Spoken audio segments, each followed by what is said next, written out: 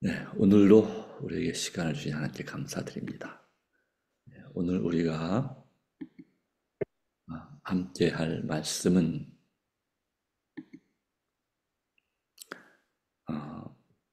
네, 시대소백 391페이지부터 394페이지까지 내용이 되겠습니다. 네, 조금 길이가 있네요. 391페이지 믿음의 눈으로 라고 한 부분부터 함께 하도록 하겠습니다.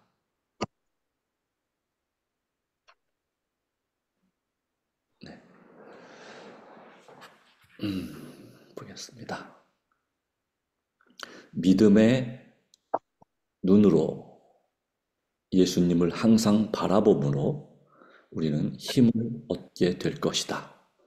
하나님께서는 당신의 줄이고 목마른 백성들에게 가장 귀하고 귀중한 계시를 나타내실 것이다. 그들은 그리스도가 개인의 구주이심을 알 것이다.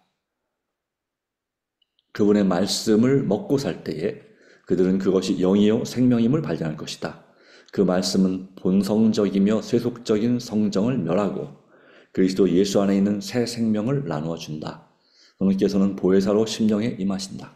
변화시키는 그분의 은혜의 작용으로 말미암아 예수님의 하나님의 형상이 제자 안에서 재창조되고 제자 안은 새로운 피조물이 된다. 사랑이 증오를 대신하고 마음은 신령한 모습을 받는다. 이것이 바로 하나님의 입에서 나오는 모든 말씀으로 산다는 의미이다. 이것이 곧 하늘에서 내려오는 떡을 먹는 것이다. 그리스도께서는 당신과 당신을 따르는 자들의 관계에 관한 신성하고도 영원한 진리를 말씀하셨다. 그분은 당신의 제자라고 주장하는 자들이 hum성을 하셨으며 그분의 말씀은 그들의 믿음을 시험하였다. 예수께서는 그들이 당신의 교훈을 믿고 그대로 행해야 한다고 선언하셨다. 그분을 받아들인 모든 사람들은 그분의 본성에 참여하여 그분의 hum성과 일치하게 될 것이었다. 이것은 그들이 간직한 야심을 포기하는 것까지 포함하였다. 그들은 그들 자신을 예수께 완전히 굴복시킬 것을 요구하였다. 그들은 스스로를 희생하는 온유하며 겸손한 마음을 가지라는 요구를 받았다. 만일 그들이 생명의 선물과 하늘의 영광을 받아 누리려고 한다면 그들은 갈바리 사람이 걸어가신 좁은 길로 행하지 않으면 안 된다. 그 시험은 너무나 컸다. 예수를 억지로 왕으로 삼으려던 자들의 열정은 식어갔다. 그들은 회당에서 하신 이 설교가 저희의 눈을 뜨게 하였다고 말하였다. 그들은 비로소 깨달았다. 그들은 그리스도의 말씀이 이제 메시아가 아니라는 솔직한 고백이요. 또한 그와 더불어 관계를 맺는다 하여도 지상의 보상이 실현될 수 없다는 것에 대한 솔직한 고백이라고 생각하였다. 그들은 예수의 이적을 행하시는 능력을 환영하였다. 그들은 질병과 고통에서 벗어나기를 열망하였다. 그러나 그들은 예수의 자아 희생이 생애에 동정하려고 하지 않았다. 그들은 예수께서 말씀하신 오묘한 영적 왕국에는 관심을 갖지 않았다. 전에 예수를 찾았던 성실하지 못하고 이기적인 사람들은 더 이상 그를 갈망하지 않게 되었다. 예수께서 만일 당신의 권능과 세력을 로마로부터 자유를 획득하는데 행사하지 않는다면 그들은 예수와 아무런 관계도 맺지 않을 것이었다. 예수께서는 너희 중에 믿지 아니하는 자들이 있느니라 요한복음 6장 64절 그들에게 명확하게 말씀하시고 이러므로 전에 너에게 말하기를 내 아버지께서 오게 하여 주지 아니하시면 누구든지 내게 올 수 없다 하였노라 요한복음 6장 25절 부언하셨다. 만일 그들이 그분께 이끌리지 않는다면 그것은 그들의 마음이 성령을 향하여 열려있지 않기 때문이라는 것을 그들이 깨닫기를 그분께서는 원하셨다. 육에 속한 사람은 하나님의 성령의 일을 받지 아니하나니 저에게 미련하게 보이며 또 깨닫지도 못하나니 이런 일은 영적으로 하여 분변함이니라. 고린도전서 2장 14절. 영혼이 예수님의 영광을 보는 것은 믿음으로 되는 것이다. 성령을 통하여 심령의 믿음의 불이 켜지기까지는 이 영광은 감추어져 있다. 불신에 대한 공적인 책망을 받음으로 이 제자들은 한층 더 예수님과 멀어지게 되었다. 그들은 심히 불쾌하였다. 그래야 그들은 구주를 상심하게 하고 바리새인들의 악의를 만족시키기를 바라면서 그분을 등지고 멸시하면서 떠나갔다. 그들은 선택하였다. 곧 정신이 없는 형식, 알맹이 없는 껍질을 취하기로 하였다. 그들의 결정은 그 후 다시 반복되지 않았는데 이는 그들이 더 이상 예수님과 같이 다니지 않았기 때문이다. 손에 키를 들고 자기의 타작마당을 정하게 하사 알곡은 모아 곳간에 들이리라. 이때는 깨끗하게 하는 시기를 중에 하나였다. 진리의 말씀에 의하여 쭉정이는 알곡과 분리되고 있었다. 저들은 너무나 허영심이 많고 독선적이어서 견책을 받을 수가 없었고 겸비의 생애를 감수하기에는 너무나 세상을 사랑하였으므로 대부분 예수에게서 떠나갔다. 많은 사람들이 지금도 그와 똑같은 일을 행하고 있다. 가버나움의 회당에서 이 제자들이 시험을 받은 것처럼 오늘날에도 사람들은 시험을 받고 있다. 사람들은 진리가 마음속에 들어올 때에 저희 생애가 하나님의 뜻과 일치하지 않는다는 것을 깨닫는다. 그들은 자신에게 전적인 변화가 필요하다는 것을 깨달으면서도 극기의 사업을 기꺼이 감당하려고 하지 않는다. 그러므로 죄가 발각될 때 그들은 성을 낸다. 그 제자들이 이 말씀은 어렵도다. 누가 들을 수 있느냐고 투덜거리면서 예수를 떠난 것처럼 그들도 성을 내면서 떠나간다. 칭찬과 아첨은 그들의 귀를 즐겁게 할 것이나 진리는 환영을 받지 못한다. 그들은 진리를 들을 수 없다. 군중이 따르고 무리들을 먹여주고 또 개선에 함성이 들릴 때는 그들의 음성이 찬양으로 우렁차다. 그러나 하나님의 성령의 살피심이 죄를 드러내고 그들에게 그 죄에서 떠나라고 명령할 때 그들은 진리에 등을 돌리고 예수와 더 이상 동행하지 않는다. 이런 불만을 품은 제자들이 그리스도에게서 돌아섰을 때에 한 다른 정신이 그들을 지배하였다. 한때는 그토록 흥미를 느꼈던 그분에게서 그들은 아무런 매력도 찾아볼 수 없었다. 그들은 그분의 원수들을 찾아냈으니 이는 그들이 그 원수들의 정신과 사업에 일치하였기 때문이다.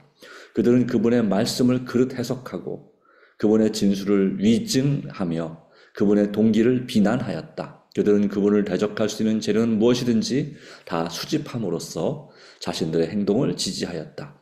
이러한 거짓 소문으로 말미암아 분노가 크게 격발되어 그분의 생명은 위태롭게 되었다. 나사렛 예수님이 자기는 메시아가 아니라고 고백하였다는 소문이 신속히 퍼졌다. 갈릴리에서의 이와 같은 일반적인 감정의 흐름은 1년 전 유대 지방에서처럼 그분에 대한 반대로 돌아섰다. 이스라엘에게 있어서 지극히 슬픈 일이었다. 그들은 세속적인 권력을 주는 정복자를 원하였으므로 그들의 구주를 거절하였다. 그들은 썩을 양식을 원하였지만 영생하도록 있을 양식은 원치 않았다. 예수께서는 당신의 제자이었던 자들의 생명이요 인류의 빚이신 다에게서 떠나는 것을 안타까운 심정으로 보셨다. 그의 국률하심은 인정을 받지 못하며 사랑은 보답을 보지 못하며 자비는 무시를 당하고 구원은 거절을 당하였다는 자각이 그의 마음을 형언하기 어려운 슬픔으로 충만하게 하였다. 예수로 간고를 많이 겪은 자요, 질고를 아는 자가 되게 한 것은 이런 사태들이었다. 예수께서는 자기를 떠나는 자들을 방해하려고 하지도 아니하시고 12 제자를 돌아다 보시고 너희도 가려느냐고 말씀하셨다. 베드로는 반문하여 대답하기를 주여 영생의 말씀이 계심에 우리가 니게로 가오리까라고 하였다. 그는 우리가 주는 살아계신 하나님의 아들 그리스도인 줄을 믿고 알았삼나이다고 구원하셨다. 우리가 니게로 가오리까 요한복음 6장 68절 말씀. 이스라엘의 교사들은 형식주의의 노예였다. 바리새인과 사두개인들은 항상 다투었다.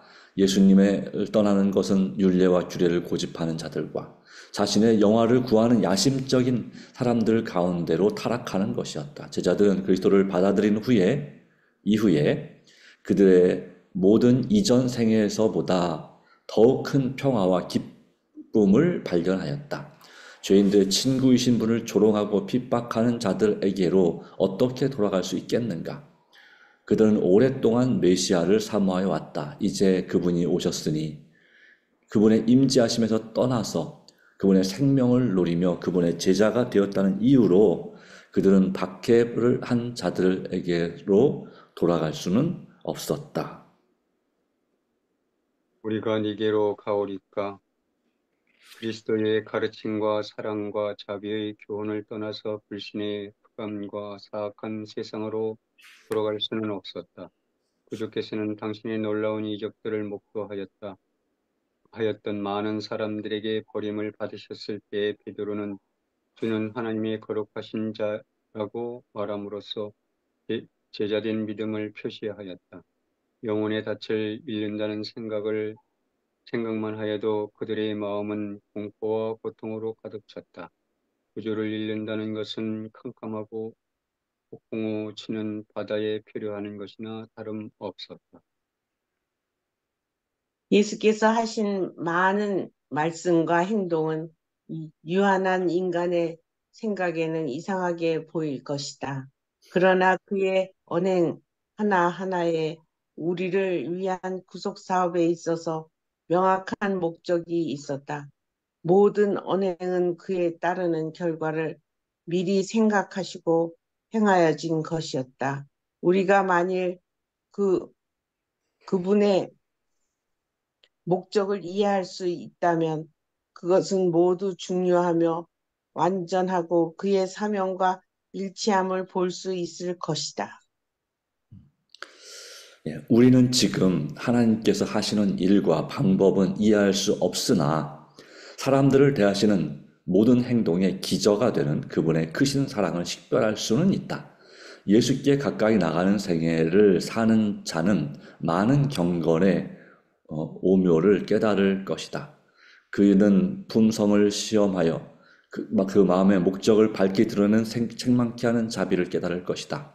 예수께서는 당신의 많은 제자들이 돌아선 원인이 된 시험하는 진리를 제시하셨을 때 그분은 당신의 말씀의 결과가 어떻게 될 것을 아셨다. 그러나 그분은 성취하실 자비의 목적을 가지고 계셨다. 그분께서는 시험이 올 때에 당신의 사랑하는 제자 하나하나가 심한 시련을 당할 것을 미리 보셨다. 겟세마네에서의 그분의 고뇌, 배신을 당해 십자가에 못 박히시는 1등은 그들에게 가장 쓰라린 시련이 될 것이었다. 시험을 미리 주지 않으셨다면 단순한 이기적인 동기에서 움직이던 많은 사람들이 그들과 관련되었을 것이다. 그들의 주님이 심판정에서 선고를 받을 때 그분은 저들의 왕으로 환영하던 군중이 그분을 향하여 노성을 바라고 욕할 때 조롱하는 군중이 저를 십자가에 못 박게 하소서라고 외칠 때, 다시 말하면 그들의 세속적인 야심이 실망을 당하였을 때 이 이기주의자들은 예수께 대한 그들의 충성을 포기함으로써 그렇지 않아도 가장 애호하던 희망이 소멸됨으로써 슬퍼하고 실망한 제자들에게 가일층 쓰라리고 마음 아픈 슬픔을 안겨주었을 것이다. 그 어두운 시기에 그분에게서 돌아선 자들의 모본이 다른 사람들까지 데려갔을 것이다. 그러나 예수께서는 친히 임재하심으로써 당신의 참된 제자들의 믿음을 여전히 북돋아 줄 수 있는 동안에 이 위기를 일으키셨다. 당신 앞에 기다리고 있는 운명을 다 아신 긍휼이 많으신 구주께서는 제자들을 위하여 길을 고르게 하셨고 그들로 가장 극렬한 시험에 대비하게 하셨으며 마지막 시험을 위하여 그들의 힘을 북돋아 주셨다. 예, 감사합니다. 여기까지 오늘 갈릴리에서 위기에 대한 요한복음 6장의 말씀을 함께 묵상했습니다. 자, 오늘 주신 말씀 가운데서 주시는 교훈을 그리고 감동받은 구절을 함께 나누는 시간 갖도록 하겠습니다.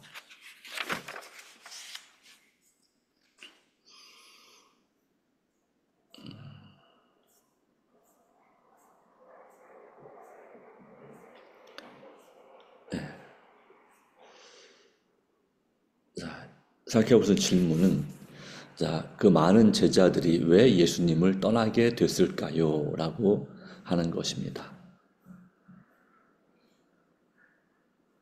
그리고 예수님을 떠난 결과 그들은 어떤 마음을 갖게 된다요? 하는 질문이 될 수 있겠죠.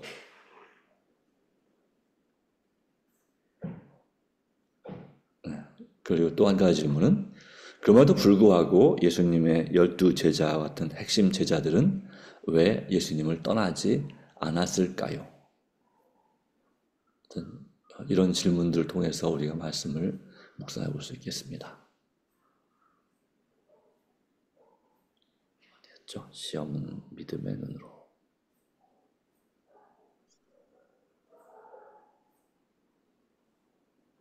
네. 제가 은혜 받은 말씀은 이 첫 번째 문장입니다. 믿음의 눈으로 예수님을 항상 바라봄으로써 우리는 힘을 얻게 될 것이었다. 라고 하는 것이죠. 우리에게 필요한 것은 믿음의 눈입니다. 믿음의 눈으로 예수님을 바라보지 못하면 우리는 불신의 눈으로 예수님을 바라보게 되고 그리고 결과적으로는 교회를 다니긴 하지만 믿음 없는 자가 되죠. 약한 자가 되고.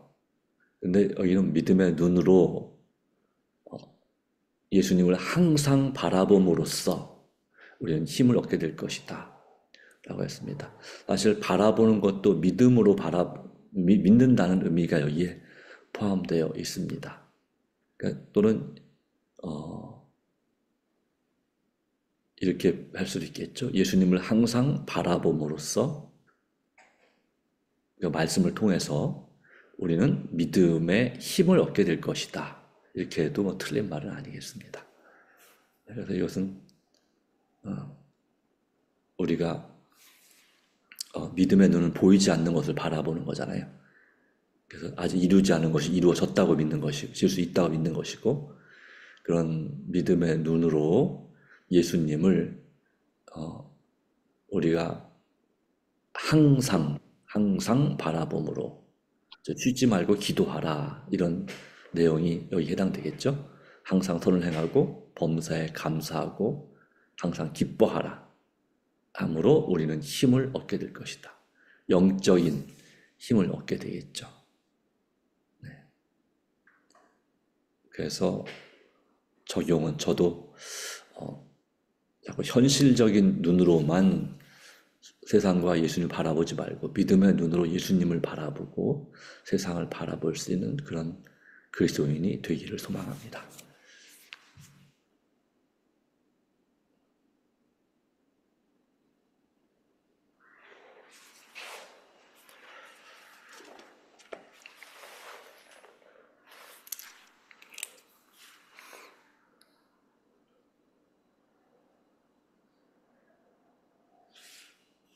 자, 말씀해 주시면 됩니다. 네. 저는 여기 예수께서는 당신의 제자이셨던 자들의 생명이요 인류의 빛인 다 자기에게서 떠나는 것은 안타까운 심정으로 보셨다. 음, 그의 긍휼하심은 인정을 받지 못하며 사랑은 보답을 보지 못하며 자비는 무시를 당하고 구원은 거절을 당하였다. 이를 찌게 어, 잃은 양들을 생각하게 돼요. 잃은 양들이 떠나지 않았으면 얼마나 좋고 우리 예수님께서는 얼마나 안타까운 심정으로 보셨을까 그런 생각을 해보고요. 네. 어떻게 하면 잃은 양들을 다시 돌아오게 할 수 있을까 그 생각을 해봤습니다. 아, 네, 감사합니다. 맞습니다.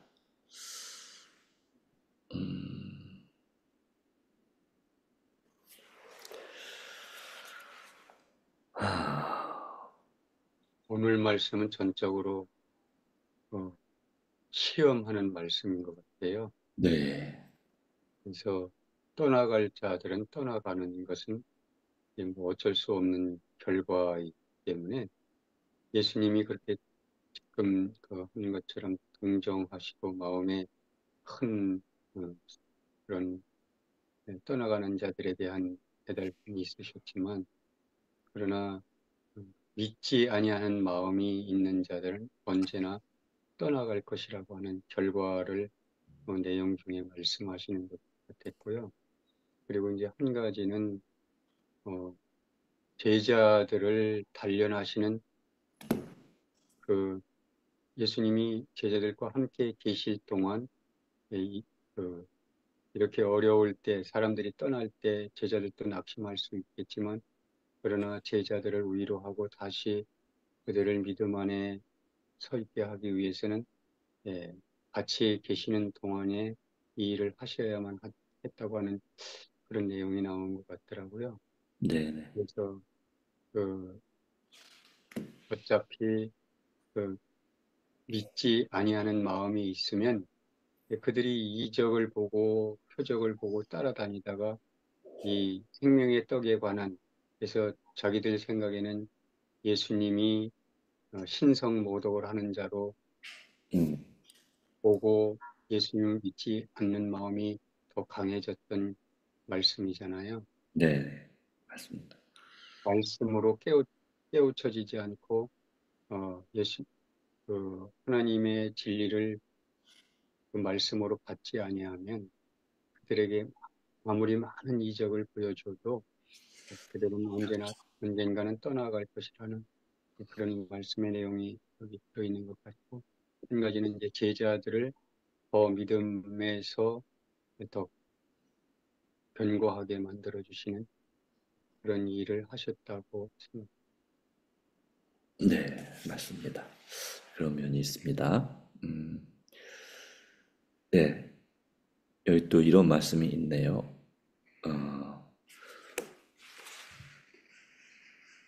여기 이제 칭찬과 아첨, 진리는 환영을, 칭찬과 아첨은 귀를 즐겁게 하지만 진리는 환영을 받지 못한다. 예수님께서 그들에게 먹여주고 또 개선하시고 어떤 이적을 행할 때는 사람들이 예수님을 찬양하는 그런 음성이 우렁차고 좋습니다. 그러나 예수님께서 성령의 살피심을 통해서 죄를 드러내고 회개하기를 죄에서 떠나라고 명령할 때 많은 사람들은 그 진리에서 등을 돌리고 예수와 더 이상 동행하지 않는다 라고 말하고 있습니다.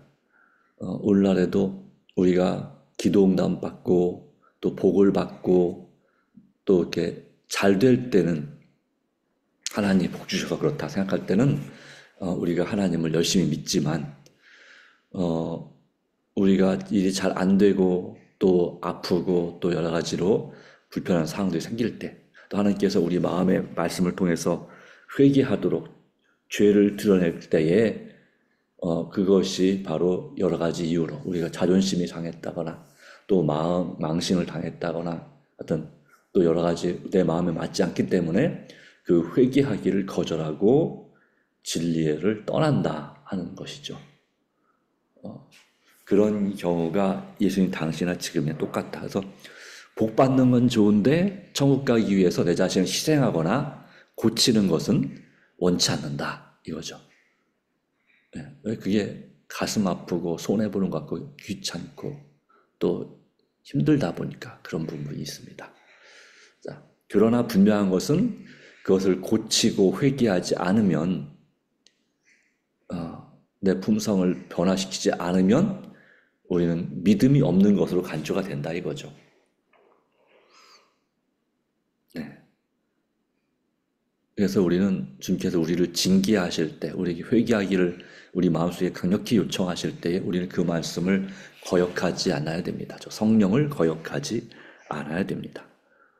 그렇게 다시 한번 우리 마음에 누군가가 또 어떤 사람을 통해서 나에게 바른 말을 할 때, 그것이 하나님의 음성이라고 인식될 때 그것을 거절하지 않기로, 내가 혹시 기분이 많이 나쁠지라도 거절하지 않고 믿음으로 순종하기로 다시 한번 결심을 합니다. 네, 여기에서 어쨌든 예수님의 이 말씀, 내 살을 먹고 내 피를 마시는 자는 영생을 얻겠다라고 하는 것은 자기 자신을 희생해서 백성들에게 내어주는 그런 의미가, 영적인 의미가 있었죠. 그분을 우리가 믿는 분을. 그래서 이 말씀 때문에 이제 이 불만을 품은 제자들이 예수님에게 돌아서면서 뭐라고 했냐면 더 이상 예수는 메시아가 아니라고 고백했다는 그 소문이 신속히 퍼졌다라고, 그렇게 오해된 소문이 들렸기도 한다고 합니다. 자, 중요한 것은 우리가 이 사도 베드로와 제자들 고백한 것처럼 우리가 뉘게로 가오리까. 자, 예수님께로 가지 않으면 어떻게 됩니까? 누구한테 가게 됩니까?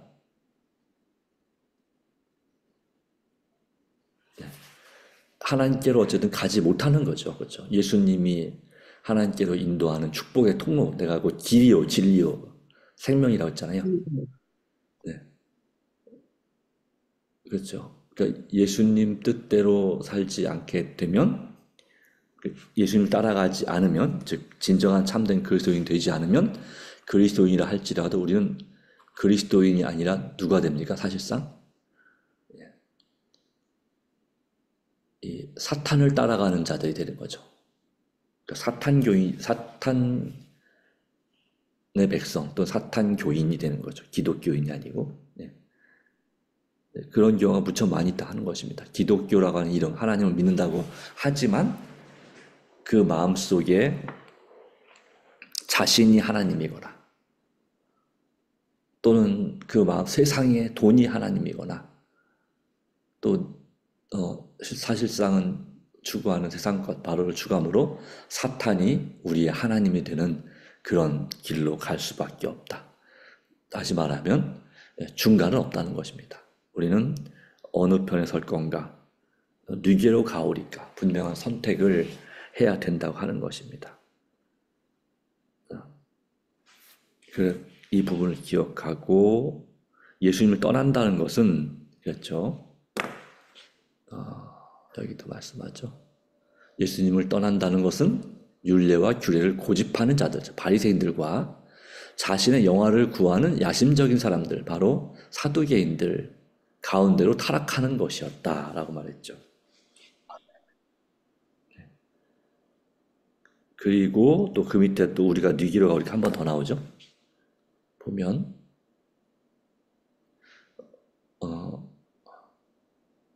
그리스도의 가르침과 사랑과 자비의 교훈을 떠나서 불신의 흑암과 사악한 세상으로 돌아갈 수는 없었다. 제자들의 마음이 그랬습니다. 예수님을 떠나는 것은 바로 불신의 흑암, 확신이 아니라 불신의 흑암, 사악한 세상으로 돌아가는 수밖에 없기 때문에 결과적으로는 사단의 그 올무에서 벗어날 수 없는 것이기 때문에 그래서 우리는 우리 주님을 하나님의 거룩하신 자로 고백하는 베드로와 같은 믿음과 신앙이 필요할 줄 믿습니다. 자, 사실 그 다음에 이런 말씀도 있네요.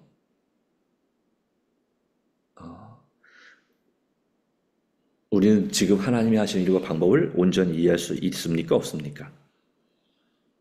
없지요. 이해할 수 없죠. 없죠. 그러나 뭐는 발견할 수 있냐면 그 모든 사람들을 대하시는 모든 행동의 기초가 되는 그분의 크신 사랑을 식별할 수는 있다. 그랬어요.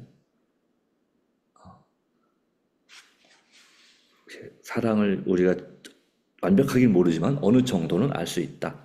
그러므로 예수께 가까이 나가는 생애를 사는 자는, 그래서 우리는 주님께 가까이 나가는 삶을 살기로 날마다 결심해야 됩니다. 그럴 때에 우리는 경건의 진정한 오묘, 이 신비를 깨닫게 될 것이라는 사실을 우리에게 말씀합니다. 그리고 이러한 이 경험은, 예수님께서 제자 많은 사람들 떠나게 만든 이 경험은, 돌아서 하는 것은 바로 남아있는 제자들에게 어떤 효과가 있었을까요? 물론 그들도 좀 약간 실망했을 수도 있죠. 그러나 그들은 영생의 말씀이 계시면 우리가 뉘게로 가오리까 라고 했습니다. 그걸 통해서 바로 제자들에게 예수님께서 그 당하신 그 일처럼 제자들을 위해서도 그 길을 고르게 하셨다. 그래서 가장 극렬한 시험에 대비하게 하셨다. 그리고 마지막 시험을 위하여 그들의 힘을 북돋아 주셨다. 그들의 가장 극렬한 시험은 예수님이 돌아가시는 거였죠. 그리고 마지막 시험은 그들이 예수님 돌아가신 이후에 순교할 때까지 복음을 전하는 바로 그때 당하는 시험. 근데 그걸 위하여 그들의 힘을 북돋아 주셨다는 사실입니다. 그렇습니다. 주님께서 주신 말씀은 우리에게 어떤 상황에서도 우리의 길을 평탄하게 하고, 그리고 우리의 힘을 북돋아 주는 것입니다. 그래서 이 여호수아 1장 8절에 보면 이런 말씀이 있습니다. 그와 같은 말씀을 여호수아 1장 8절 보면